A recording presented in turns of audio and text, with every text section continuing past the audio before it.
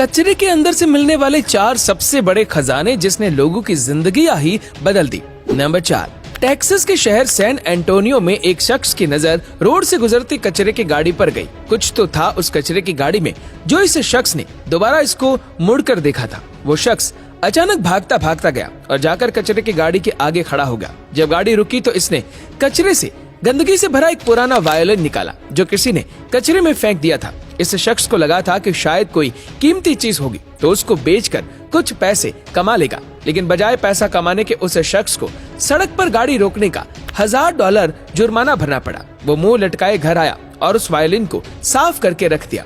चंद महीने गुजरने के बाद वो इस वायलिन को किसी एक्सपर्ट के पास ले गया जिसने बताया कि वायलिन साल 1922 में मास्टर Giuseppe ने बनाया था जो एक मशहूर इटालियन वायलिनिस्ट थे। ये सुनते ही इस शख्स ने इस वायलिन को एक ऑक्शन पे बेचने के लिए रख दिया जहां वो हाथों हाथ $35,000 में बिक गया जो तकरीबन 29 लाख रुपए बनते हैं।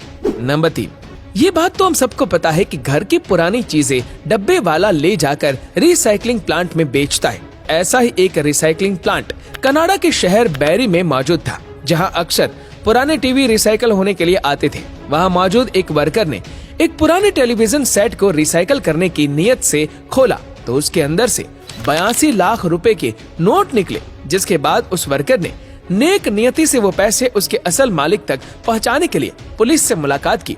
चंद ही दिनों में पुलिस ने नोट के सीरियल नंबर से उसके असल मालिक का पता लगा लिया। मालूम पड़ा कि वो पैसे जिसके थे उसको भूलने की बीमारी थी और वो ये पैसे इस टीवी में रखकर भूल चुका था। कई साल गुजरने के बाद उसने ये टीवी अपने दोस्त को तोहफे में दिया था और उसके दोस्त ने खराब होने पर यह टीवी कचरे में फेंक दिया था, जिसके बाद इस वर्कर को ये 82 लाख रुपए मिले।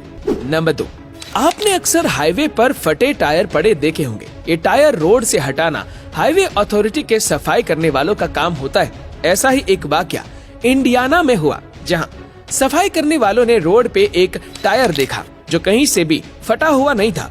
उन्होंने टायर को खोला तो उसके अंदर 85 लाख रुपए कैश पड़े थे।